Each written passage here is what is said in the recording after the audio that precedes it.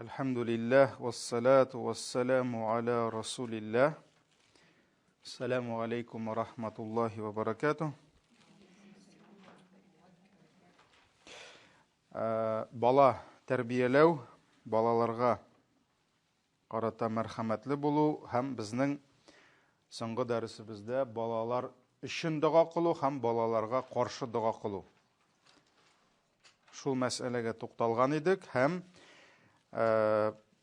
Пәйгамбәрбез саллаллаһу алейхи ва сәлләмнең бу мәсьәләдә зур кисәтүе килә дидек, шулай бит? Ла тад'у аля анфусикум, дуа кылмагыз үзегезгә каршы, дуа кылмагыз балаларыгызга каршы, дуа кылмагыз мал мөлкәтегезгә каршы, дуа кылмагыз хәтта абзардагы хайваннарыгызга каршы, шулай бит инде? Үйеңә каршы, анда машинаңа каршы, кемнеңдер мәсәлән иртә белән машинасы кабынмады, эй Аллаһның каһәре төшсә иде дип, мәсәлән, ачуга бирелеп абзый дуа кылып куйды. Шулай бит? Һәм Пәйгамбәр саллаллаһу алейһи ва сәлләм нәрсә диде? Әгәр дә шушы дуаларыгыз кабул була торган вакытка туры килсә, Аллаһ Тәгалә ул дуагызга да җавап бирер диде. Һәм тормышта сынаулы мизгелләр күп була. Кеше ачуга бирелә, кеше үзен-үзе кулда тота алмый башларга мөмкин һәм шул вакытта, мәсәлән, хәтта балалар тарафыннан кылынган ниндидер явызлык, ниндидер җинаят сәбәпле үзен-үзе тыя алмыйча ачуга бирелеп, ул нишләргә мөмкин? Баласына каршы дуа кылып куярга мөмкин, Алла сакласын. Шуңа күрә ничек кенә кеше безне үпкәләтмәсен, гомумән дәген һәм бигрәк тә балалар, ул бит кеше сиңа якынрак булган сайын аның сиңа булган явызлыгын авыррак кичерә күңел, шулай бит? Менә шул вакытта да сабыр булырга кирәк, чөнки Алла сакласын, әйтеп ташлавың бар, кабул булуы бар. Һәм инде тагын әле шуны әйттек, Аллаһ Тәгалә ул карый, кайсы дуаларны кабул итәргә, кайсын кабул итмәскә. Шулай бит? Әлхәмдүлилләh, бу Аллаһның рәхмәте инде.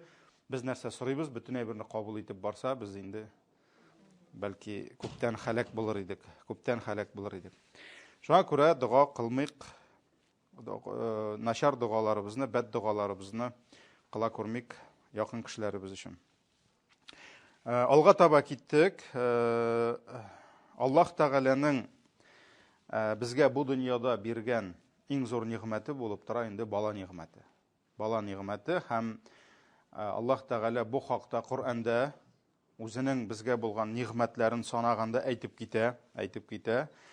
Һәм кешенең хәтта менә бу тормыштагы бер сөенече, бер шатлыгы, авыр вакытта юанышы булып тора инде менә шушы балалары. Бу аның инде үзе тудырган баласы булсынмы, оныгы булсынмы? Чөнки былай карасаң, бала белән онык арасында аерма юк инде. Былай карасаң, алар бөтенсе дә синең балаң. Шулай бит инде, балаң санала.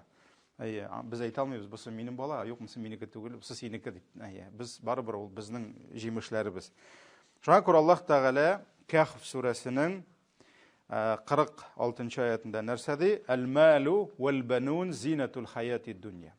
Дәреслектә сезнең тапкан мал мөлкәтләрегез, ваше имущество ди, һәм үстергән балаларыгыз дөнья тормышының зиннәте ди. Дөнья тормышының зиннәте. Мин кабатлыйм кире, сез цифрны уйлап аятны ишетмисез. Санын уйлап аятны ишетмисез. Сезнең малларыгыз һәм балаларыгыз ди дөнья тормышының зиннәте. Зиннәт нәрсә ул? Бизәк. Дөнья тормышының матурлыгы ди. Шулай бит? Һәм инде менә яшьләр дә бер-берсен табышып, гаилә корып, бер-берсе белән шатланып, куанып яшәгәндә, Аллаһ Тәгалә аларга моңа кадәр әле алар тоймаган, татымаган нигъмәт бирә. Егеткә әти булырга насыйп итә, кияүгә чыккан кызга инде яшь әни булырга насыйп итә. Һәм менә шушы балаларын кулга алгач, әкрен генә шушы бала белән бергә тормыш итә башлагач, алар инде аңлый башлыйлар нәрсәне? Ни дәрәҗәдә кешенең күңеле бәйләнә шушы кичкенә генә зат белән. Шулай бит? Моны инде үзе моны татымаган, үзе әти яки әни булмаган кеше бәлки аңлата да алмыйлар. Шуңа күрә, мәсәлән, фәрештәләр алар аңлый алмыйлар барыбер. Әти булу, әни булуның нәрсә икән. Хәтта без узган дәрестәме, юк, алдагырак бугай. Гайша белән булган хәлне дә искә алдык. Шулай бит? Гайша ул зур галим булды. Бик күп гыйлем пәйгамбәребездән тапшырды безгә, ләкин Аллаһ Тәгалә насыйп итмәде Гайшәгә әни булырга. Һәм ул әни булу хәләтен бәлки туя алмыйдыр, алмагандыр. Чөнки үзе әни булмады. Һәм теге әнинең хөрмәне икегә бүлеп, яртысын үз авызыннан алып дип әйтсәк инде була. Чөнки алар бит үзләренекен алганнар иде. Бүлеп бирү аның өчен ул ниндидер бер гадәттән тыш хәл итеп аны күрде. Шулай бит. Шуңа күрә Аллаһ Тәгалә шушы затларны, кичкенә генә улларны, кызларны шул кадәр кешенең инде күңелендәге нишкә кылларына кадәр кертә. Шулай бит, кеше инде шушы балам дип яши башлый. Кеше шушы балам дип яши башлый. Кай вакыт кемдер бик каты авыр булса да сабыр итә, миңа бит балаларымны аякка бастырасы бар, аларны кешитәсе бар бит дип. Шулай бит. Ул инде бу гадәти нәрсә. Аллаһ Тәгалә биргән безгә табигый нәрсә бу. Баланың инде шушы бала белән булган авырлык, кеше битне шиләнеп үстерә баланы, җиңеллек белән түгел. Шуңа сабыр итә. Нәулар бөтенесе дә каян килә? Аллаһ Тәгалә безгә биргән бик күп рәхимлелек, бик күп мәрхәмәтлелек биргән шушы балаларга карата, балаларны ярату. Һәм шуңа күрә дә алар безнең дөнья тормышының бер зиннәте, бер матурлыгы булып тора. Һәм монда инде мал дип килә. Мал һәм балаларыгыз дип. Мал дигән сүз инде ул теге безнең татардагы һаман мал туарга кайтмыйбыз. Скотина түгел инде. Хәтянсы да сөендерә инде. Ничек теге бер авылда фермерлар инде шул апа әйтә бит, ярый сыерларым бар инде, шулар гына исән булсын дип теге. Аның бөтен дөньясы шул сыерлар инде. Кемгәдер ул сыер кирәк тә түгел, шулай бит инде. Менә шуңа күрә мал дигән сүз ул менә синең тормышта эшләгән эшләрең, ирешкән синең ниндидер җиңүләрең, синең ниндидер ирешкән уңышларың. Мәсәлән, кемдер йөн салган, кемдер машинасын алган, кемдер эштән ниндидер бер зур нәтиҗәгә ирешкән, кемдер счеттагы акчаларына куана, шатлана. Һәм менә шул инде бала дигән затта ул кешегә зур шатлык булып тора инде. Зур сөенеч булып тора. Шул балаласын күргәч, аның күңеле күтәрелә. Баласын күргәч, беткән кешеләре яңадан кайта. Менә Аллаһ Тәгалә шулай безгә биргән инде. Аллаһның хикмәте ул. Кахф сүрәсе 46-нчы аят дидек. Шулай бит. Һәм шулай ук Аллаһ Тәгалә Коръәндә нәрсә дип әйтә? Балалар әти-әнисенең нәрсәсе дип әйтә? Күз карасы дип әйтә. Шулай бит. Коръәндә дуга бар. Бу дуга Фуркан, Әл-Фуркан сүрәсе 74-нче аят. Әл-Фуркан 74.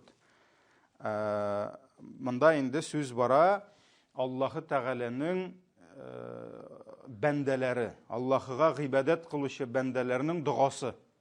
Шул дугадан бер өлеш инде нәрсә ди? Алар нәрсә дип әйтәләр? Раббана, эй Раббыбыз, хаблана, ягъни бүләк ит безгә, адаринас, падаринам, хаблана, хаб вахаба. Кызганыч, Аллаһның бу күркәм исемен без вахабилар дип күбрәк кенә беләбез инде, чөнки Мөхәммәд нишисен инде Ибн Абдул-Ваххаб ул Абдул-Ваххаб улы булган. Абдул-Ваххаб, Ваххабның Әл-Ваххаб Аллаһ Тәгалә сидариши инде, бүләк итүче дигән сүз. Без күбрәк шуңа гына кайтарабыз инде. Шуңа күрә хаблана, ягъни бүләк ит безгә мин азваҗина. Безнең хәләл җифетләребезнең ди, ягъни безнең хәләл җифетләребезне һәм балаларыбыз нәселебезне ди, нәрсә ди? Куррата агъюн. Безнең өчен күз карасы итсәң иде ди. Күз карасы итсәң иде ди. Күз карасы монда инде күзләребезнең шатлыгы мәгънәсендә инде. Күзләребезнең шатлыгы. Пәйгамбәр саллаллаһу алейһи ва саллям Нинди гыйбадат турында әйтә әле күз карасы дип? Күз шатлыгы дип. Намаз. وجعلت في صلاتي قرة عيني في الصلاة قرة عيني. Аллах Тәгалә ди, намазны ди, минем күземнең күз шатлыгы атрады ачей булайын. Күз карасы дигән сүз турыда килмәгән монда, юк. Мин бераз дөрес әйтмәдем. Күз карасы ди, күз карасындай яратып саклап үстердем дип әйтәләр бит. Менә шуның кебек, ни инде ул? Күзләремнең шатлыгы итсәң иде. Ягъни күзем күргәч, шулар белән шатлансам иде дип инде. Шуларга күреп. Менә монда да дуга нинди инде? Я Раббым, безгә халал җифетләребезне, ягъни ир кешегә аның яраткан хатыны, баласы, хатын кызга, ире һәм инде балалары күзләремнең шатлыгы итсәң иде ди. Бу булды безнең Әл-Фуркан 74.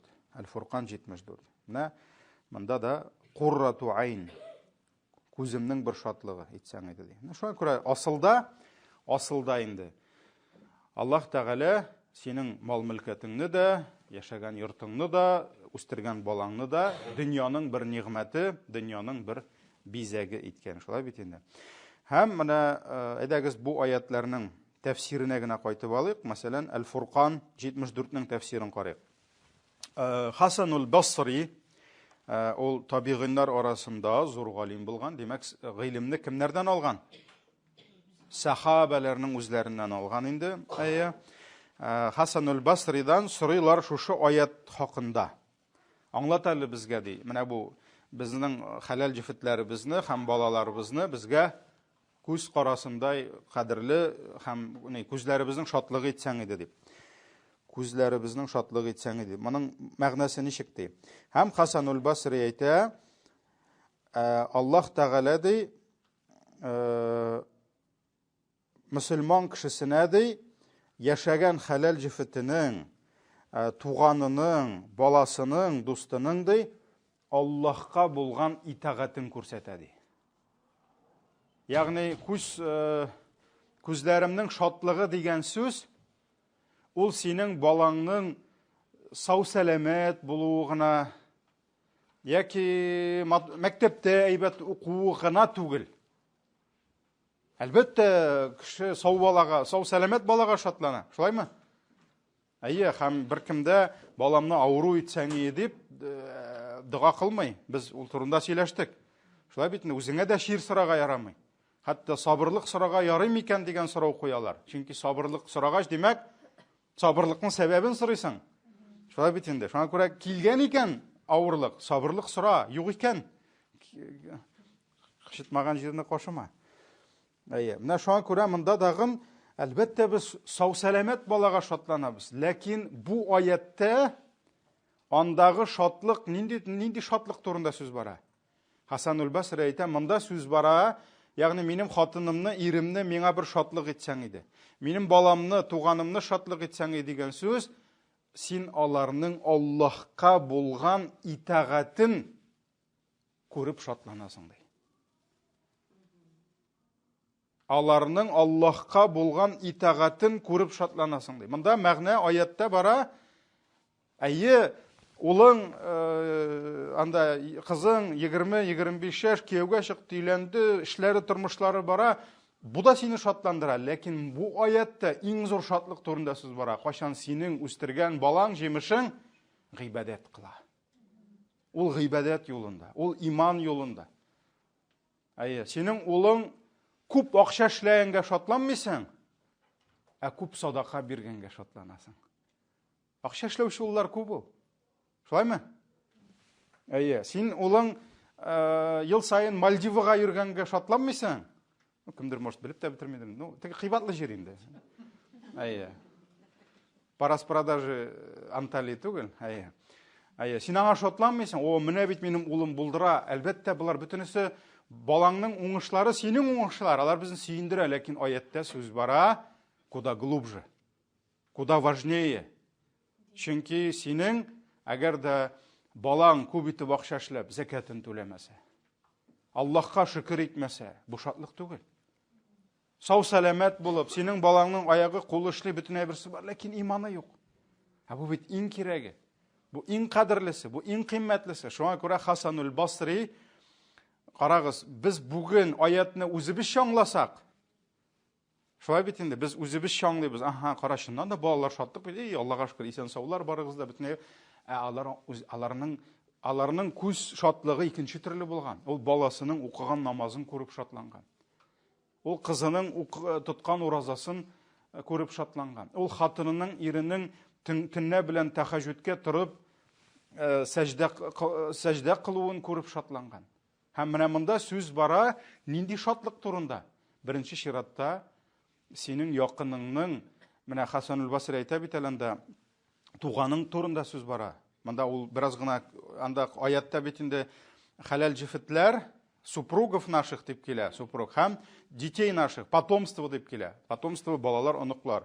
Ә монда Хасанул Басри әзгенә киңәйтә, нәрсә ди? Туган, монда синең туганнарың, синең апаң бар яраткан, синең энең бар яраткан, тормышы да килгән, ләкин әле гыйбадәт юлында түгел, кызганыч, имансызлык юлында. Аллаһка шөкер итмиләр, ураза тотмыйлар, маллары бар, закат чыгарырга теләмиләр, ишетмиләр. Менә шуңа күрә нәрсәгә күреп шатланасың? Якыныңның Аллаһка булган гыйбадәтен, итагатын күреп шатланасың ди. Менә монда беренче чиратта сүз шул хакта бара ди.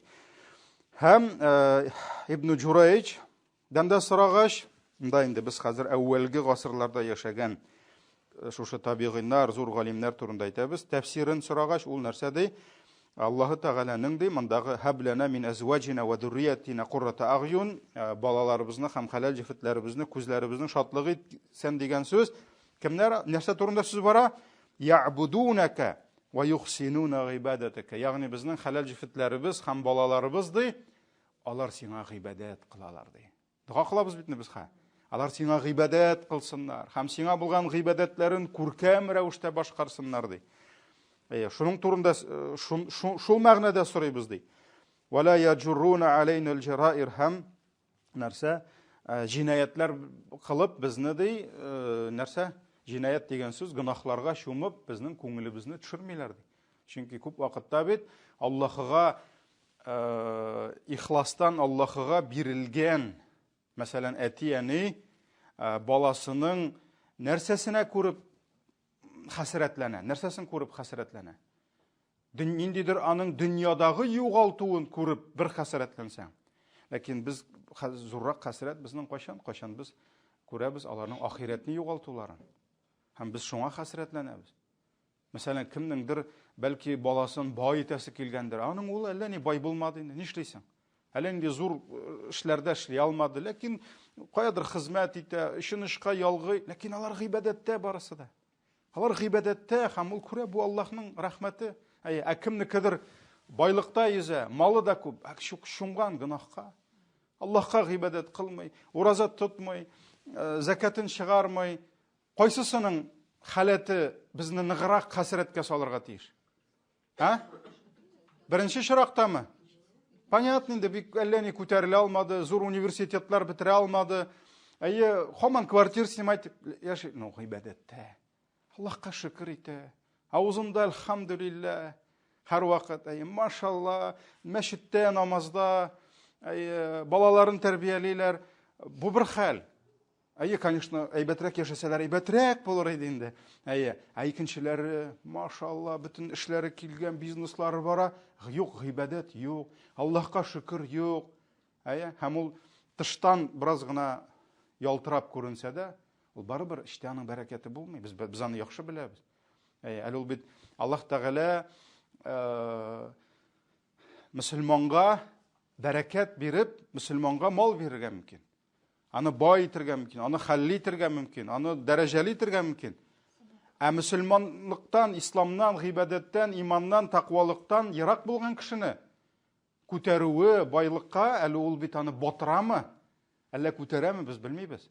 Истидраҗ дигән әйбер бар. Истидраҗ дигән әйбер бар. Язып күрсәтәм дигән даска кабылмаган икән. Нәһә кабызасы аны даган шулай бит. Истидраҗ, Аллаһ Тәгалә әйтә бит, санастадрижухум мин хайсу ла яғламун ди. Ничекты мы завлечем их так оттуда, откуда они даже не узнают об этом. Ягъни Аллаһ Тәгалә кешене кемнедер байлыкка күмдереп адаштырырга мөмкин. Һәм ул байлыкны бирә, ул адашсын өчен. Шуңа күрә Аллаһ нәрсә ди? Фәлә тугҗибука амвалухум ва ла ауладухум фәлә тугҗибука амвалухум ва ауладухум иннама юридуллаһу ан югаззибахум биха фил хаяти дунья ди. Аллаһ Тәгалә ике аятта кабатлый Тәүбә сүрәсендә. Аларның ягъни имансызларның, динсезләрнең, гыйбадәттән, итагатьтән ерак булган кешеләрнең ди байлыкларын күреп, хәтта балаларын күреп ди сокланмагыз ди. Сокланма, каранчык яхшы яшиләр. Кара, балалар исән сау, бөтенесе университетлар бетергән. Юк ди, Аллаһ Тәгалә нәрсә ди? Иннама юридуллаһу ан югаззибахум биха фил хаяти дунья. Аллаһ ул динсезләргә не ди? Шушы мал мөлкәтләрен арттырып, балаларын арттырып, нишли ди? Бу дөньяда у газапка тотачак ди. Бу дөньяда у газапка тарта. Шуңа күрә истидраж дигән әйбер бар. Менә Аллаһ кешегә бирә, ул адаша, хаман бирә. Это не значит, что Аллаһ Тәгалә аны ярата. Даже кемдер әйтергә мөмкин, кара, безнаказанность бит. Әле бер көнне бик шадыный ул урыс мәкале дип килә инде. Теге Бог, ничек дигән әле, Бог терпит долго, но бьет больно дигән. Шундыйрак инде, әйе. Аллаһ Тәгалә дә Коръәндә әйтә бит, гафилләрнең кылган зулымлыкларын күреп, Аллаһ күрми дип уйламагыз ди. Аллаһ күрә. Аллаһ күрә, Израильне дә күрә. Аллаһ күрә шушы Израильгә ярдәм итүчеләрне дә күрә. Аллаһ Тәгалә андагы мазлумнарны да күрә, рәнҗетелгән, кимсетелгән халыкны да күрә, Аллаһ күрә. Ләкин Аллаһның һәрбер эшендә хикмәте бар. Һәм менә монда дагы беренче чиратта нәрсә? Синең күзең шатлана, балаңның кигән затлы күлмәген түгел. Хәтта әйтәм, сау сәламәт булуында түгел, беренче чиратта аның нәрсә? Гыйбадәттә, иманда булуын.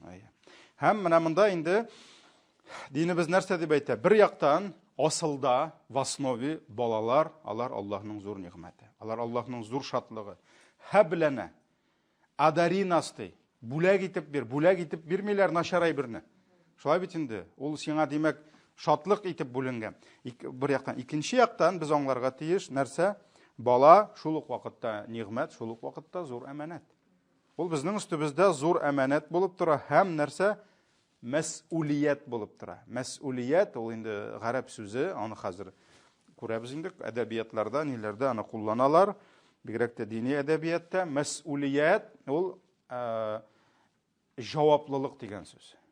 Аның тәрҗемәсе инде җаваплылык, ягъни син шушы бирелгән ниғмәт өчен обязательно кыямәт көнендә җавап тотачаксың, соралачаксың.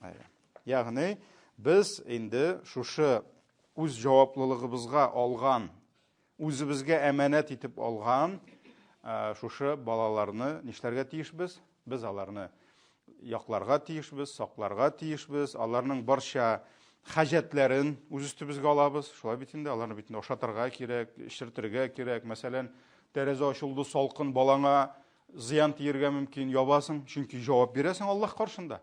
Аның сәламәтлеге өчен, ата-ананың диваналыгы дип әйтмим инде, җавапсызлыгы сәбәпле бала авырса, мәсәлән, нитсә, ул бит инде бар, мәсәлән, балконга бикләп куйган, күрәбез бит новостиларда. Баласында каткан, мәсәлән, ниде, карамыйлар, ашатмыйлар, киендермиләр, пычракта яши балалар, ул бит җавапсызлык. Баланы монда инде ничек конвенция защиты прав детей, ничек улай бер бар, онда.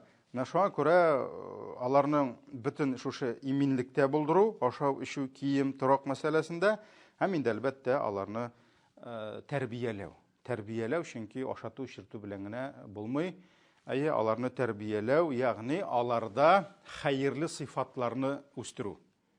Ягъни бала үсә, бала белән бергә без аларга утыртабыз нинди хәерлелекнең орлыкларын утыртабыз. Һәм шул бала үсү белән бергә тырышабыз шушы балада хәерле сыйфатларны тәрбияләргә һәм хәерсез булган, ансын утыртасы юк, шүбүләне булай да чыга ул. Шулаймы? Шүбүләне утыртырга кирәкме? Алабутаны шәшергә кирәкме басуда? Менә газонны шәшәбез интегә. Аудубанчик ул каяндыр үзе килеп чыга, тузганак. Шулаймы? Кирәкме аны утыртып йөрергә? Менә шуңа күрә біз нишлейбіз? Бала, ең бірінші енді баланың дүнияуи мәслихатларын, ихтияжларын үз үстібізге алабыз. Ашатасың, ішіртәсің, киіндірәсің. Бұлар турында біз сөйлештік. Феникні икіге бөліп, аш баланы ашату, бұлар біріншісіне кіре, бұл яққа кіре. Шулаймы, балаң үшін өзіңні құрбан етесің, әжетке шумасың, анда өзіңе аласай біріне алмайсың да аңа аласың. Бұлар бүтінісі қайда? Бұл яқта. Бұлар бұл яқта. Бұлар баланың дүнияуи қажетлерін сен нешлейсің, өз үстіңе аласың. Бұл сенің үшін жауаплы. Мәселен, нашар әйбірлерден аңа янаған қорқыныш, сен бейтін, мәселен, анда бәйді іт тұра, сен бейтін баланы жибермейсің. Бала аңламай ол іт аны ябырылып, аңа нештерге мүмкін, зиян кетірге мүмкін. Яки нелер коммунальщиклар қозып қойғаннар, шықыр, тирен шықыр. Сен енді сен жауаплы. Яки юл қырында баланы сен ойнатмайсың, çünkü сен жауаплы. Не үшін? Балалар үйгіріп шықмасындар үшін. Біз үлкеннер мұның үшін жауаплы. Ләкин бұлар бүтінісі де столбикның қойсияғы, тірияғы. Бұяққа көшсек, біз қазір шушы бала өскен мәлді деп айтабыз енді, өскен уақытта біз нешлерге тиіш? Ол балада мұнсы тағын икіге бөлебіз. Мұнсын икіге бөлебіз. Бұяқтан біз анда хайырлы ұрлықлар салып, хайырлылық өстіреге тиіш балада. Бала батыр боларға тиіш, бала тұрыш боларға тиіш, бала күшлі боларға тиіш. Біз бетінде инвалидлар өстіреге тиіш түгіл. Инвалид деген сөз аңладығыз ненде мәғінеді. Шолай беттігі, не Аллаға, не бәндеге. Ялқау, біз балада хайырлы.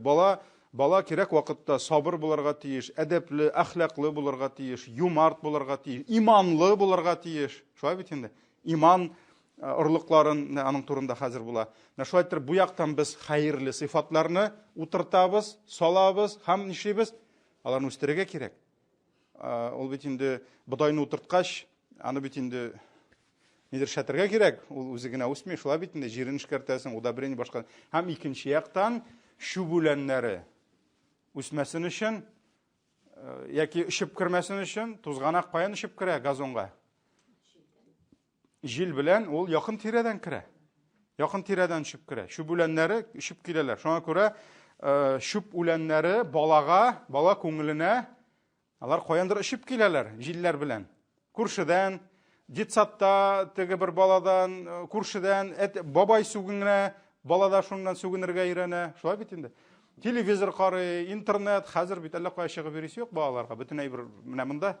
Шоңа көре нәрсе, бір яқтан хайырлы ұрлықлар ұтыртып, шуларыны тәрбиелі үстінде, екінші яқтан яуызлық, имансызлық, динсізлік, жахилиет, азғынлық, фәхішлік, ялқаулық, бұлдықсызлық, ғожизлік, бик көп әйбірлер, алар сен өстірмәсәң де нешлейлер?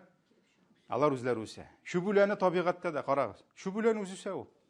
Шүбүләні әрсіз болау. Алабутасы да, башқасы да, басуыңда бик тез өсе. Мен шоңа көре, мұнда басу. Басуда біз енді нешлейбіз? Хайырлыларын тәрбиелеп, хайырсызларыны кіртмәске, кіргемлерін шығару үстінде ішлейбіз. Хәм енді маңа бик көп өзінің қызметлерін бағышлаған енді Риза Фахриддин хазіретлері, шыннан да ол енді бала тәрбиесі, ғайлә мәсәлелеріне бик көп қызметлер қалдырған. Мына аның енді тәрбиелі бала деген кішкенегіне китабы бар енді. Шулық Жауамиғул Кәлим шарықы деген китабында да шақтығына ол шушы бала тәрбиесі турында әйті, өзінің фикірлерін әйті, шушы мәсәледе һәм мына анда да нәрсә дип әйтә. Аллаһ Тәгалә ди, әти әни кулына, әби бабай кулына бала тапшырып, мына шушы кичкенә генә бала бит инде ул, шулай бит, безнең йөрәгебез шуңа йөрәгебезгә киреп утыра инде ул. Шулай бит. Менә шушы кичкенә генә баланы биреп, бер кулыбызга чиста кагаз бите тоттырады, икенче кулыбызга кара тоттырады. Кара дигән сүз каләм инде, шулай бит. Кара перо. Һәм тияни, әби бабай алар инде бергәләп, менә шушы ак кагаз битенә нинди иштәлек төшерәләр? Нинди иштәлек төшерәләр? Шушы иштәлеккә карап инде киләчәктә бу шәхес ыйыша инде, ыйыша, формулаша дип әйтәбез инде. Шуңа күрә бер балада ул бит инде наркоман булып тумый, Нишлисең, бер балада бур булып та тумый, кеше үтерүче булып та тумый. Менә бүген күрсәтәләр бит телевизорда, анда ниндидер маньяклар бар, ниндидер явыз кешеләр бар бит инде. Шундый ук савый бала булып туган. Шулай бит. Нурлы, хуш исле, аның да әти-әнисе сөенгәндер инде, шулай бит. Ләкин нәтиҗә ахырдан күренә. Цыплят по осени считают дигән кебек. Һәм кызганыч, күп вакытта ахырда без башка бер күрәбез инде. Һәм менә монда Фуркан сүрәсе 74-нче аятны китерергә була. Әл-Фуркан 74. Тегесе дә Фуркан иде, шулай бит? Һәм менә монда инде Аллаһ Тәгалә нәрсә ди? Я юхаллазина аману, әй иман китергән бәндәләр, ку анфусакум ва ахликум нарады. Сез үзегезне ди һәм балаларыгызны ут газабыннан, уттан саклагыз ди. Уттан саклагыз ди. Монда не ку менә хан итеп карыйм әле, тиз генә. Ку анфусакум ва ахликум нара. Бу безнең монда опечатка килә. Тахрим сүрәсе 6-нчы аят. Монда китапта опечатка килгән. Тахрим сүрәсе 6-нчы аят, Тахрим сүрәсе чөнки. Әй иман китергән бәндәләр, үзегезне һәм әһелләрегезне уттан саклагыз ди. Вaqūduha an-nās wal-hijāra, ул утның ягулыгы ди, утыны, ут янсын өчен нәрсә кирәк? Топливо. Аның да ягулыгы ди, кешеләр һәм ташлар ди. Кешеләр һәм ташлар ди. Монда инде ташлар турында тәфсирдә килә, элек бит инде путларга табынганнар. Күп путлар асылда таш булган. Шулай бит, ташларны куеп ниләр? Памятниклар, менә бу ниләр, идоллар, алар күбесе сыннар, алар таштан булганнар. Менә шуңа күрә шул ташлары белән бергә утка кирип китеп, шул ташын кычаклап яна инде. Менә шундый мәгънәдә. Һәм нәрсә ди Аллаһ Тәгалә, үзегезне генә дими, үзегезнең әһелләрегезне дә саклагыз ди. Монда инде сүз бара, синең әти-әниең өчен син җаваплы, синең ирең хатының өчен син җаваплы, балаларың өчен син җаваплы.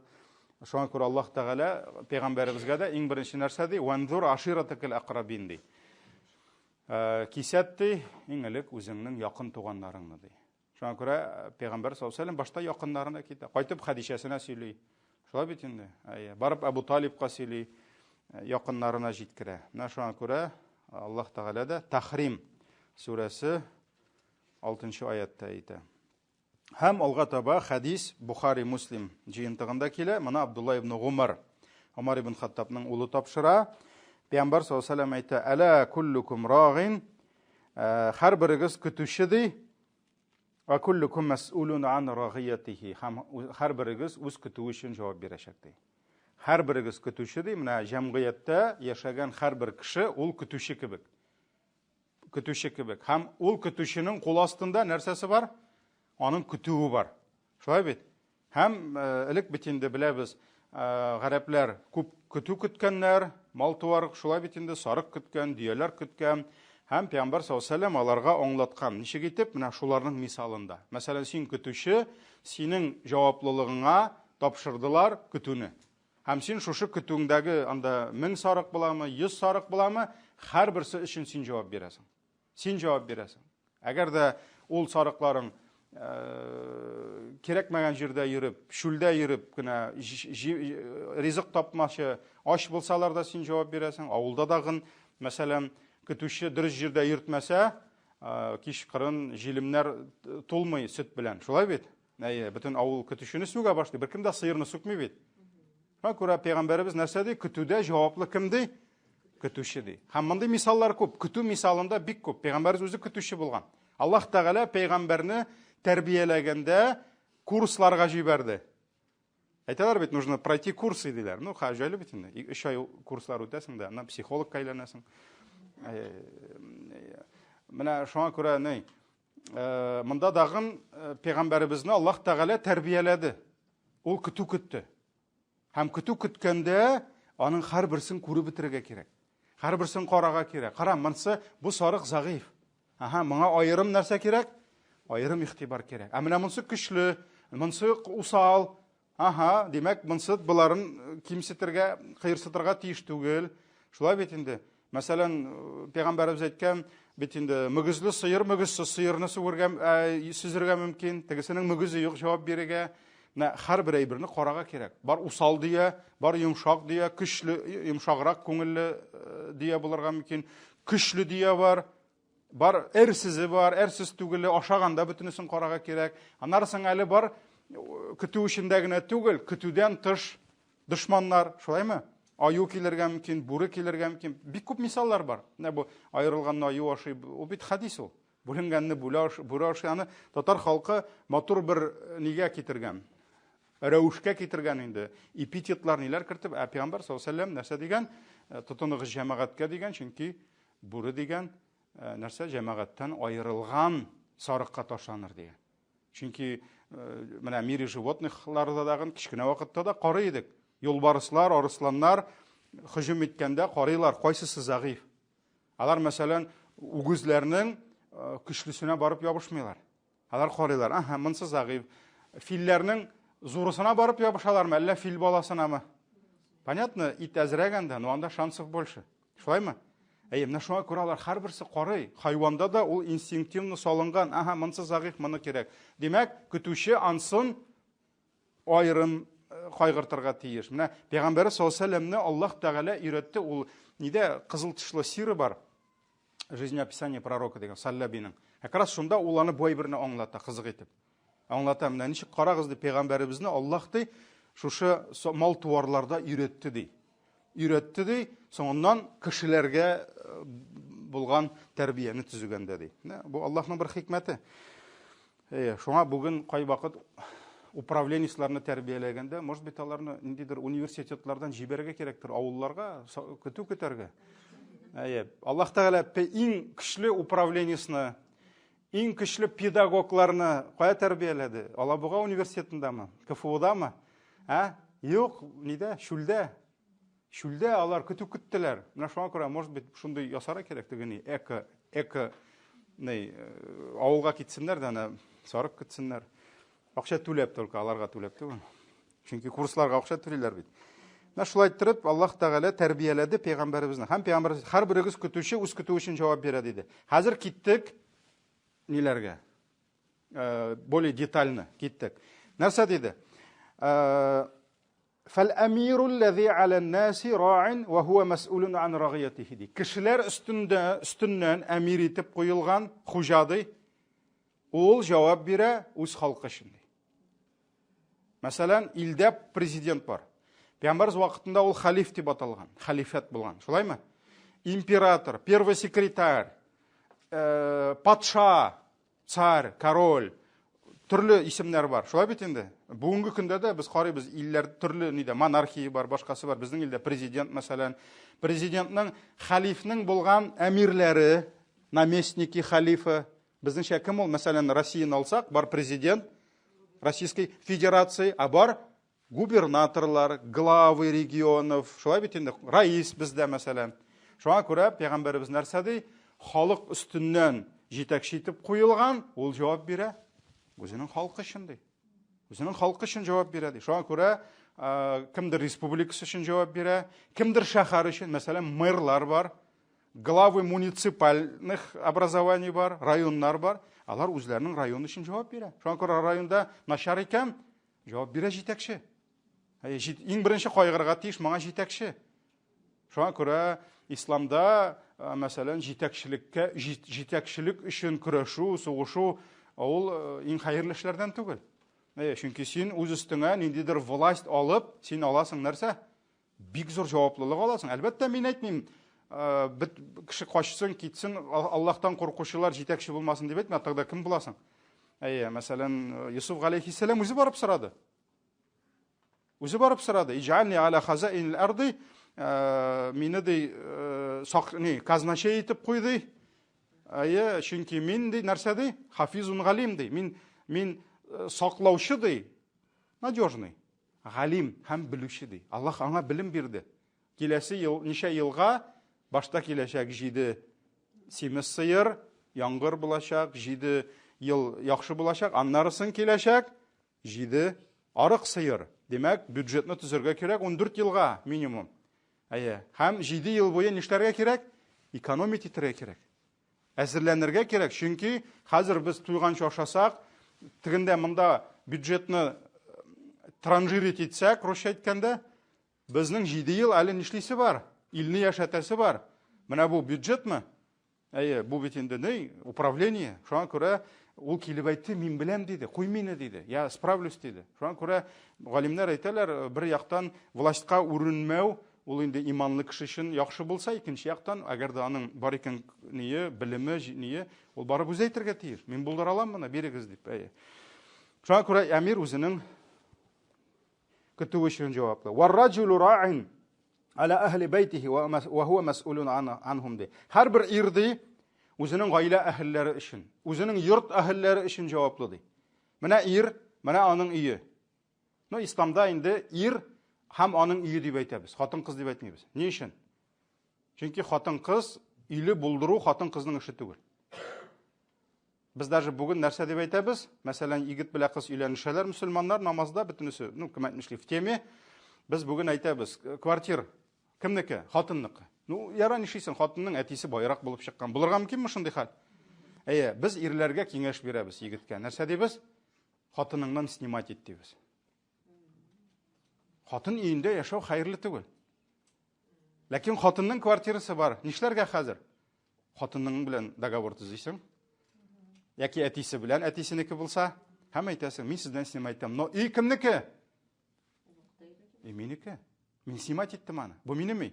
То есть хатын өендә яшәү хәерле бер түгел. Шуңа күрә хәдисләрдә килә икән, монда үпкәләргә кирәкми. Ир өе дип. Ир. Даже хатынныкы булса да, барда снимать ит хатыныңнан. Или хатының сдавать итсен, акчасы булыр. Син нишлисең? Син башка берәүдән снимать итәсең. Чөнки җаваплы кем? Үй өчен, инне булдыру, яшәргә урын булдыру, ират. Булды, бунда инде. Бу хатын кызлар өчен шатлыклы мәсьәлә инде, сөенечле мәсьәлә. Әле безнең камера бар бит монда. Башкаларга җиткереп тора торган. Ләкин нәрсәдә ират үзенең үй әһелләре өчен җаваплы ди. Аның өендә кем бар? Мәсәлән, улыгайган әнисе булырга мөмкин. Шуңа бит инде әтисе булырга мөмкин. Аның хатыны, балалары, ул алар өчен нишли? Ул алар өчен җаваплы. Ул алар өчен җаваплы. Вал мар'ату рагиятун. Хатын кызда көтүче. Хатын кызда көтүче. Аля бейти бa'liha ва валадихи ва хия мас'улатун анхум ди. Хатын кыз көтүче ди. Карагыз. Иренең өендә ди. Һәм аның балалары өчен ди. Чөнки фамилия кемдә? Иратта. Отчество кемдә? Иратта. Хәтта хатын кыз әйтергә мөмкин. Ачу килгәндә бу шулай әйтәләр хатыннар. Мин синең балаларыңны тәрбиялим ди. Хәтта пәйгамбәребезгә сахабияләр шулай килгән. Ир белән аңлашылмаучанлык булганда, мәсәлән, сахабияләр, сподвижницалар килеп, нәрсә дип зарланганнар.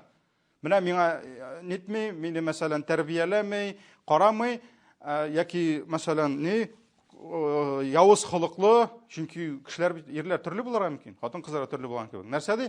Әйткәннәр, мин аның балаларын үстерәм монда дигән. Мин бит аның балаларын үстерәм дигән. Менә ул бит инде чөнки фамилия кемнеке? Әнинеке түгел. Отчество кемнеке? Гайсаның гына ибн Марьям. Калганнары бит инде анда Гүзәлевич түгел бит инде. Гөлшатович түгел. Менә шуңа күрә Инсафович, Маратович, Юсуфовичлар, Юсуфовнлар. Менә шуңа күрә нәрсә ди? Хатын кызда көтүче ди. Иренең өендә ди.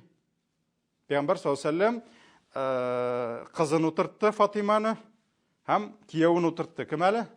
Киявы Фатиманың ире. Гали. Нәрсә диде? Фатимага әйтте, өйдәге эшләр синдә диде. Өйдән тыш синдә диде. Акчап кайту, ризык табу, башкасы синең өстә диде. Өйдә инде син хуҗабикә диде. Шуңа күрә монда әле даже сорау туа, кто в доме хозяин? Бу хадистән. Кто в семье хозяин? Это понятно. Ир. Пәйгамбәр нәрсә диде? Йорт әһелләре өчен сез көтүче һәм сез җавап бирәсез диде. Өйдә ирнең өендә тәртип кемдә? Хатын кызда. Хатын кызда. Һәм аның балалары өчен дә хатын кызга беренче җаваплы. Чөнки менә монда тәрбиядә әлбәттә ир дә хатын да, ләкин шуны да әйтергә кирәк, Хатын қызда ир биргәнне хатын бирә алмый. Әти биргән тәрбияне әни бирә алмай. Ләкин әни биргәнне әлбәттә әти бирә алмый. Чөнки әти янда күбе бер аңлап та бетерми. Бу кемнең сильная сторона беренче чиратта бала тәрбияләүдә? Кемнең өлеше күбрәк керә балага? Әнинеке. Әлбәттә әнинеке. Чөнки әни балалар белә. Анда у них там свои секреты, свои шулай бит инде. Шуңа күрә әнинең өлеше күбрәк. Вообще-то үлчәүдә дә кемнең 3 тапкыр әйтте башта, аннан соң әти диде. 4нче тапкырда әниең, аннан соң әтиең диде. Шуңа күрә баштан ук монда дилбегә бала тәрбиясендә хатын кызда әнидә шуңа күрә 3 мәртәбә дәрәҗәсе дә күбрәк булды. Савабы да күбрәк аңа. Шуңа күрә Аллаһ Тәгалә нәрсә диде? Син освобождена диде. Мәсәлән, әни әйтә, Аллаһ Тәгалә әйтә әнигә, бала тәрбиясе ди. Булар белән нитү, шиләнү, нәнчитситү, тегесе булса, бу проблема, бүген дә мәсәлән, садикта 1000 төрле сорау, мәктәптә 1000 төрле сорау, мужикның бу башында да калмый ул. Аны бит инде бар теге комический ниләрдәге, как она все запоминает это все, теге шкаф такой-то номер, рисунок такой-то, теге ирләр җыелганнар да, хатыннары турында сөйләшеп бу, как она может все запомнить, там кораблик, здесь звездочка, теге садик, мәктәп, бу фән булса, бу укытучының исеме булса, иратның дөньясы монда, а хатын кызның монда. Шулай бит. Аны бит даже социологлар әйтәләр, ират 70% җәмгыятьтә, чөнки аңа дөньяны көтәргә кирәк, милләт эшләре, дин эшләре, җихад, башкасы 30 булырга мөмкин аның ниендә дип гаиләне. Хатын кыз киресенчә. Шуңа күрә Аллаһ Тәгалә нишләде хатын кызга? Хатын кыз әйтә, нәрсә ашыйм ди. Аллаһ Тәгалә әйтә, ирең ашата ди. Ирем җавап бирәчәк моның өчен ди. Шуңа күрә син ризык эзләргә тиеш түгел. Бу синең бурычың түгел. Амынсын нәрсә эшлим, мәсәлән, менә ниләр бит, стена күтәрергә кирәк, түбәгә бергә яңгыр ява, салкын, мәсә иреңнеке ди. Бусы иреңнең проблемасы ди. Шуңа күрә хатын кыз әйтә, бусы кирәк, тегесе кирәк ди. Ул бит үзенә кирәк, үзенә җитмәгәнгә түгел, балага кирәк, тегесе кирәк, бөтенесе. Ират нишли?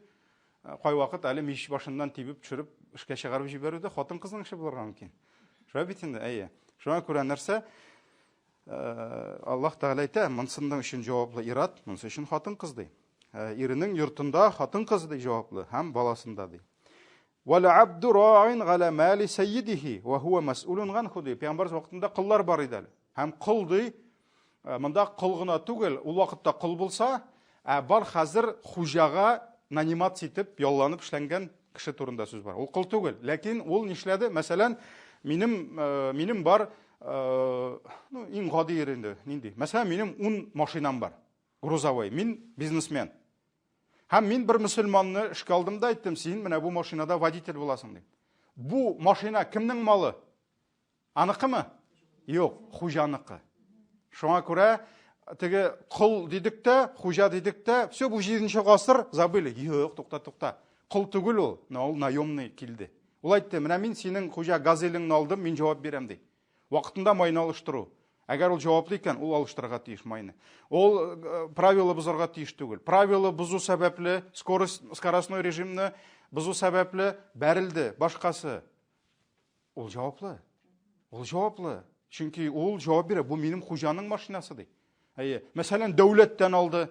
Менә даже без ирләр инде беләбез ул теманы, хатын-кызлар может белеп тә бетермидер. Мәсәлән, әгәр дә хөкүмәт машинасын саталар икән, кешеләр әйтә, юк, бу хөкүмәт машинасы. Моны кем генә илемәгән инде. Әгәр дә личный бер кешенекен, монысы личный. Мәсәлән, без бүген хәзрәтләр, мәсәлән, безгә дәүләт дип әйтмибез, мөфтият, мәсәлән, менә минем бар служебный машина. Миңа аны мөфти бирде. Мин әйтә аламмы? Моны мөфти бирде, ничек телим шулай, бу теге колхоз машинасы, әйдә илибез. Юк, мин аның өчен җаваплы. Мин аны вакытында майын алыштырырга тиеш, мин аны карарга тиеш, мин аны тәгәрмәчен карарга тиеш, чөнки тормозлары беткән икән, мин аларны карарга тиеш, чөнки бу кемнең җаваплылыгы өстенә тапшырылды. Ялланып, ул системада эшләгән кеше. Хуҗаның газельләре бар, камазлары бар, фурлары бар. Менә шуның кебек син алдыңмы җаваплылык? Син җавап бирәсең. Шуңа кыл дип килсә дә, хәзер эшче дип әйтелә, сотрудник дип әйтергә була. Наемный рабочий дип әйтергә була, һәм башкасы. Син җаваплы. Сен моның өчен җавап бирәсең. Ул бит кемгәдер здание тапшыралар. Мәсәлән, завхоз бар. Ул җаваплы, ул карый. Менә монда начар, ул әйтергә тиеш килеп хуҗага. Безнең монда начар. Әгәр дә хәзер борып куймасак, ана теге ишекне, ул безнең ишек җимерелеп төшәчәк. Һәрберебез җаваплы, карагыз. Җәмгыятьтә һәрберебез җаваплы. Беркемдә читтән генә карап, чәй ичеп, булар бөтенесе җаваплы, мин түгел дип әйтә алмыйбыз. Бөтенебез һәрбер нәрсәдәдер, каядыр җаваплы. Ну, понятно, география, масштаб төрле, ләкин һәрберебез җаваплы. Әле безнең ул айрым тема бар, белмим, карарбыз, киребезме, юкмы, бар хукукул гуммал дигән әйбер бар әле. Мәсәлән, ялланып эшләгәннәрнең хаклары һәм бурычлары. Чөнки, мәсәлән, кемдер ялланды, ул җаваплы, үзенең ни өчен, кемнедер ялладылар, син аның өчен җаваплы. Мәсәлән, пәйгамбәрбез вакытында хезмәтчеләр ниләр булган, алар өчен. Шуңа күрә ул үзе бер зур тема, аның турында бер 4-5 сәгать сөйләшергә була, карарбыз, иншалла, карарбыз. Һәм менә шулай итеп, Пәйгамбәр саллаллаһу алейһи ва сәлламның хадисе тамам, һәм менә монда нәрсә диде инде? Мәсъул. Һәрберегез җаваплы ди. Җаваплы дигән сүз нәрсә дигәнне аңлата? Син кыямәт көнендә Аллаһ каршына килеп баскач, син нишләячәксең? Син җавап бирәчәксең. Менә шушы синең кул астыңда булган кемнәр өчен? Җаваплылык өчен инде. Кемнәр һәм кемсәләр һәм нәрсәләр өчен дип әйтәбез инде. Шуңа күрә галимнәребез нәрсә дип әйттеләр? Шуның белән тәмамлыйбыз дәресне. Галимнәребез әйтте: "Инналлаһа яс'алул валида ан валадихи яумал қиямати қабла ан яс'алал валаду ан валидихи." Қиямат көнендә ди, улдан әтисе хакында соралганчы ди, отадан улы хакында беренче соралыр ди. Тәрҗемә әйтә алдымы? Аңлашыламы? Менә кыямәт көнендә без басып торабыз кешеләр. Шулай бит инде. Хәзер сорау башлана. Менә монда әти басып тора, менә аның улы басып тора. Ул өстендә әти хакы булдымы? Ничек булмасын, карагыз, ничә аятлар. Шулай бит инде. Аллаһ Тәгалә әйтте: "Мин диде, аннан әти-әниең диде. Мин аннан әти-әниең диде. Миңа гына гыйбадат кыласыз, ла илаха иллаллаһ таухид, аннарысын әти-әниеңә." Бик зур. Ләкин карагыз, галимнәр нәрсә диделәр? Әти-әни хакы шундый зур булса да, беренче чиратта атадан улы турында сорарлар ди. Атадан улы турында соралганнан соң, сорау алынганнан соң, улдан әтисе турында соралар ди. Әтисе хакында соралар. Фа иннаху кама анна лил аби аля ибнихи хаккан, фа лил ибни аля абихи хак. Чөнки ди, улда әти-әни хакы, балада әти-әни хакы булган кебек, әти-әнидә бала хакы булыр ди. Һәм монда әле тагын бу галимнең сүзенә өстәп тагын бер әйтергә була. Әти-әни, мәсәлән, менә әйдәгез, уртада басып тора, мәсәлән, иратмы хатын-кызмы? Без басып торабыз уртада. Менә үзебезне куйдык. Шулай бит? Безнең уң якта әти-әни хакы бар, сул якта бала хакы бар. Үлчәүдә кайсысы зуррак? Бала хакымы, әти-әни хакымы? Әти-әни хакы зуррак. Шуңа күрә без нишлибез? Без шушылай кабул итеп өйрәнәбез дә, әти-әни хакын үскә менгереп куябыз. Бала хакы безнең астарак кала. Әти-әни хакы зуррак. Ләкин бала хакы алданрак. Башта бит орлыкны саларга кирәк. Ул орлыкны тәрбияләп үстергә кирәк. Аннарысын әйтергә: "Слушай, улым, мин бит әти, менә монда Куръанда әйтелгән әти хакы турында. Слушай, кызым, менә мин синең әниең. Менә монда әйтелгән, башта Аллаһ хакы, аннан әни хакы" дип. Ишетәсеңме дип? То есть, башта балага бирәбез, аннан нишлибез? Сорыйбыз аннан, таләп итәбез. Менә ансы дагы бик мөһим әйбер. Әгәр дә вакытында бирмәсәң, аннан соң инде нишлисең? Уңыш алырга җиткәч, басуга чыгасың, анда алабута, кычыткан. Кычыткан да ни файдалы? Файдалы. Дәрес алырга башкасы, яздан кызганыч, ләкин ул закон, аны үзгәртеп булмый. Яздан алабута чәчеп, көздән ипи алып булмый. Моны мин үзем уйлап чыгардым. Менә шуңа күрә, что посеешь, что и пожмешь, диләр бит инде. Яздан алабута чәчеп, көздән ипи алып булмый. Ярар, иншалла, икенче дәрескә дәвам итәрбез. бу теманы тамамлыйбыз. Менә бу безнең башлаган әйберне җаваплылык дигән. Аннан күчәбез кызлар темасына. Кыз балалар темасына. Чөнки борынгыдан ул проблема булган. Улны шигәннәр, кызларны кимсеткәннәр. Менә ул теманы да әз генә карап алырбыз. Субханакаллаһумма бихамдик, ашһаду ан ла илаха илля ант, астагфирука ва атубу илейк.